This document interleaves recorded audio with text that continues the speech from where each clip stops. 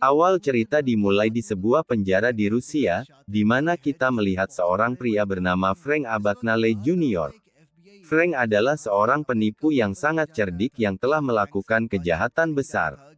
Pada saat itu, seorang agen FBI bernama Carl datang untuk membawanya kembali ke Amerika. Carl sedang berbicara dengan Frank ketika tiba-tiba Frank mulai merasa sangat tidak enak badan. Awalnya, Carl mengira ini adalah salah satu trik Frank. Namun, kemudian dia menyadari tidak ada orang yang bisa berakting seburuk itu. Dia buru-buru membawanya ke rumah sakit. Tapi Frank mengambil kesempatan itu untuk melarikan diri dari sana. Namun, polisi menangkapnya, dan setelah itu, dia mengingat kembali ceritanya dari awal. Frank lahir dalam keluarga yang sangat bahagia. Kedua orang tuanya sangat mencintai satu sama lain. Suatu hari, ayah Frank membawanya ke sebuah toko untuk membelikannya jas. Tapi wanita di sana mengatakan bahwa toko sudah tutup. Mendengar itu, ayah Frank dengan cepat mengeluarkan kalung dan berkata, "Apakah ini milik Anda?" Wanita itu terkesan dengan triknya dan berkata, "Tidak apa-apa, silakan beli jasnya." Ayah Frank adalah seorang ahli dalam trik-trik cerdas seperti itu. Lalu dia menyuruh Frank untuk mengendarai mobil dan mereka segera sampai di bank. Beberapa saat kemudian, manajer bank datang untuk menemui mereka.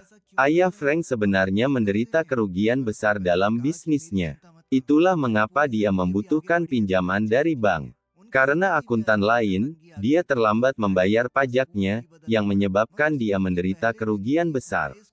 Namun, meskipun menjelaskan semua ini, tidak ada bank yang bersedia membantunya. Mobil, properti, dan semua uang ayah Frank disita oleh pemerintah. Tapi meskipun sedang kesulitan, dia tetap membuka rekening bank untuk Frank. Frank bertanya mengapa dia melakukan itu, padahal dia sendiri sedang terlilit utang. Ayahnya menjawab, "Jangan khawatirkan aku. Seluruh hidupmu masih terbentang di depan. Kamu harus menjalaninya dengan baik." Kehidupan mereka tiba-tiba menjadi sulit.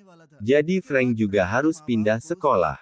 Tapi di hari pertama sekolah barunya, seorang anak laki-laki mulai mengganggunya. Dia mengejeknya dengan mengatakan, "Kamu terlihat seperti seorang guru. Berpakaianlah sesuai dengan usiamu." Frank sangat marah dengan perlakuan itu dan dia mulai berakting sebagai seorang guru. Dia pergi ke kelas dan berkata kepada guru yang sedang mengajar, "Apa yang kamu lakukan di sini? Ini kelasku. Aku akan mengajar sekarang, datanglah nanti." Guru yang malang itu pergi dari sana dengan kesal. Setelah itu, Frank mempermalukan anak laki-laki itu di depan semua orang. Setelah seminggu penuh, sekolah akhirnya mengetahui bahwa seorang siswa telah mengajar di kelas. Itu terjadi ketika dia akan membawa seluruh kelas pergi berlibur. Setelah itu, orang tua Frank dipanggil ke sekolahnya. Ayahnya tampak sangat serius di depan kepala sekolah. Tapi kemudian dia banyak tertawa dengan Frank tentang hal itu. Suatu hari, ketika Frank sampai di rumah, dia melihat orang lain di kamar tidur ibunya. Pria itu adalah rekan kerja ayah Frank. Ibunya berusaha keras untuk menunjukkan bahwa tidak ada yang terjadi dan memberinya sedikit uang. "Ambil, nak, belilah sesuatu untuk dirimu sendiri."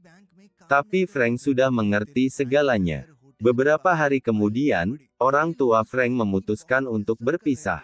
Pengacara bertanya kepada Frank, "Apakah kamu ingin tinggal dengan ibumu atau ayahmu?" Melihat keluarganya hancur di depan matanya, Frank menjadi sangat sedih. Dia tidak tahan lagi melihatnya. Dia melarikan diri dari rumah dan pergi ke kota lain. Dia tidak punya banyak uang, hanya rekening bank dan buku ceknya. Dia terus-menerus memberikan cek kepada pemilik hotel. Tapi ketika cek-cek itu mulai ditolak, pemilik hotel mengusirnya. Kemudian suatu hari, ketika sedang duduk, dia mendapat ide bahwa cek juga bisa diubah. Ini terjadi di masa lalu, jadi tidak ada teknologi canggih. Mengambil keuntungan dari ini, Frank perlahan-lahan mulai membuat cek palsu. Dia menulis nama orang yang berbeda pada cek-cek tersebut dan menguangkannya. Dan jika manajer bank menolak untuk memberinya uang tunai, dia akan menggunakan trik lama ayahnya dengan penuh percaya diri, seperti trik kalung yang akhirnya berhasil. Tapi perlahan-lahan, penipuannya mulai terungkap. Ceknya tidak lagi diterima di bank manapun. Kemudian suatu hari, Frank melihat seorang pilot di luar hotel. Semua orang sangat menghormati pilot itu. Melihat ini, Frank mendapat ide, mengapa tidak menjadi pilot? Bukan pilot sungguhan, tapi pilot palsu. Lalu semua orang akan sangat menghormatinya dan ceknya akan dengan mudah dicairkan. Kemudian dia pergi ke bandara sebagai seorang reporter palsu dan mengatakan kepada para pejabat di sana, "Saya sedang menulis sebuah artikel tentang pilot. Saya perlu tahu beberapa hal penting untuk itu." Dia mencari tahu semuanya, dari mana pilot mendapatkan seragam mereka, dan dia menelepon ke sana dan berkata, "Seragam saya rusak. Bisakah saya membuat seragam baru?" Setelah beberapa trik cerdik, Frank berhasil membeli seragam yang bagus. Dia akan membayarnya dengan cek. Tapi karyawan di sana mengatakan, "Saya hanya butuh ide pilot Anda. Lalu Anda tidak perlu membayar sama sekali. Kami akan mengambilnya dari maskapai penerbangan itu sendiri." Frank telah membuat ide palsunya dan mendapatkan seragam itu secara gratis. Setelah itu, Frank datang ke bank untuk mencairkan ceknya.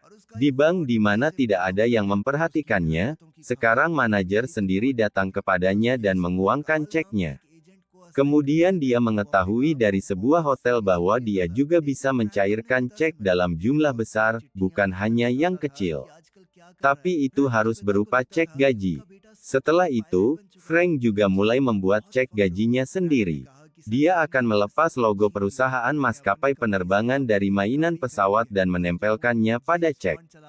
Kemudian dia pergi ke bank dengan cek gaji itu.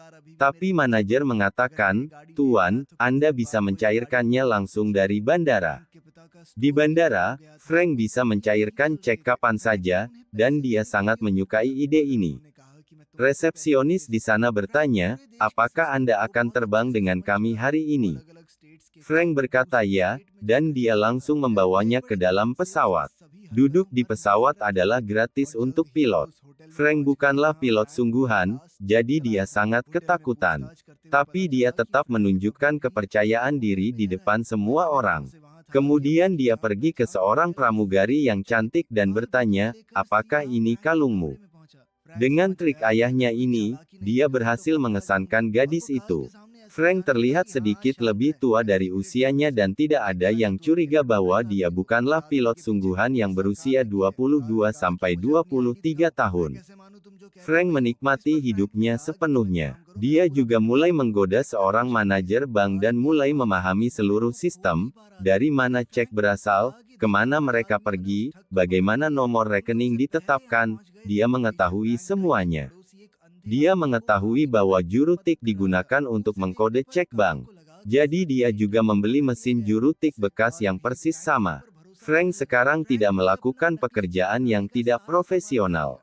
Pekerjaannya menjadi sangat profesional. Perlahan-lahan, dia mulai menarik lebih banyak uang dengan bantuan cek dan penipuannya menjadi semakin besar. Berita tentang perbuatannya telah sampai ke FBI, dan kasus itu ditugaskan kepada seorang agen bernama Carl. Dia mengambil pekerjaannya dengan sangat serius. Suatu hari, Frank bertemu dengan ayahnya, yang sering dia kirimi surat untuk menceritakan apa yang dia lakukan. Ayah Frank berpikir bahwa putranya benar-benar telah menjadi pilot. Dia sangat bangga padanya. "Frank," berkata, "pemerintah mengambil segalanya dari Anda, jadi saya membeli mobil untuk Anda dengan penghasilan saya. Mobil yang sama yang dikendarai James Bond di film." Tapi ayah Frank berkata, "Setelah skandal pajak, pemerintah masih mengejar saya. Jika saya mengambil mobil ini, mereka akan mengambilnya dari saya beberapa hari kemudian." Toko ayah Frank juga telah ditutup. Dia masih dalam kesulitan. Frank juga menawarinya uang, tapi dia berkata, "Aku tidak bisa menerima uang darimu." Frank telah memahami sistem seluruh negara dengan sangat baik. Dia menggunakan cek dari berbagai negara bagian di negara bagian lain. FBI mengawasi semua gerakannya dengan sangat hati-hati dan segera mereka tiba di hotel tempat Frank terakhir kali menggunakan cek. Selama penyelidikan di hotel, mereka mengetahui bahwa Frank masih menginap di hotel yang sama. Dia telah berada di sana begitu lama sehingga dia sekarang dikenal oleh semua orang di hotel. Carl langsung pergi ke kamar Frank dengan pistolnya. Frank mengerti bahwa jika dia tidak menunjukkan trik, dia akan tertangkap, dan dia mulai berakting di depan Carl. Ya, tenanglah. Saya dari Secret Service. Apa yang kamu pikirkan? Apakah kamu sendirian mencari orang ini? Seluruh pemerintah mengejar orang ini.